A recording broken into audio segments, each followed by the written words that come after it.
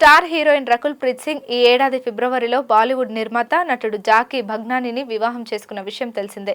గత కొంతకాలంగా ప్రేమలో ఉన్న ఈ ఇద్దరు ఇటీవలే పెళ్లి చేసుకుని కొత్త జీవితం మొదలుపెట్టారు. హిందీ చిత్ర పరిశ్రమలో పెద్ద నిర్మాత అయిన జాకీ భగ్నానీతో చేతులు కలిపి రకుల్ ప్రీత్ సింగ్ జీవితం సెటిల్ అయిందని అందరూ అనుకున్నారు. కానీ ఇప్పుడు ఊహించని విధంగా జాకీ భగ్నానీ కుటుంబం కష్టాల్లో కూరుకుపోయింది.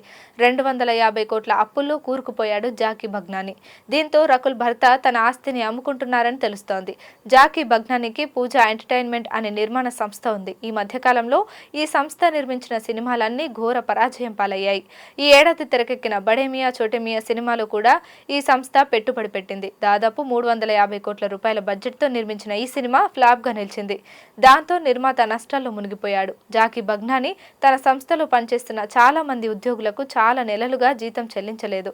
అతని మొత్తం అప్పు 250 కోట్ల రూపాయలకు చేరుకుంది. అందుకే పూజా ఎంటర్టైన్మెంట్ ఆఫీస్ ఉన్న భవనాన్ని అమ్మేశాడు. పూజా ఎంటర్టైన్మెంట్ భారీ నష్టాలను చవిచూడడంతో 80% మంది ఉద్యోగులను తొలగించారని తెలుస్తోంది. దాదాపుగా ఉద్యోగులెవ్వరికీ డబ్బులు ఇవ్వలేదని చెప్తున్నారు. దాంతో కొందరు ఈ సంస్థ నిర్మాతలు జాకీ భగ్నానీ, వాషు భగ్నానీపై సోషల్ మీడియాలో ఆగ్రహం వ్యక్తం చేశారు.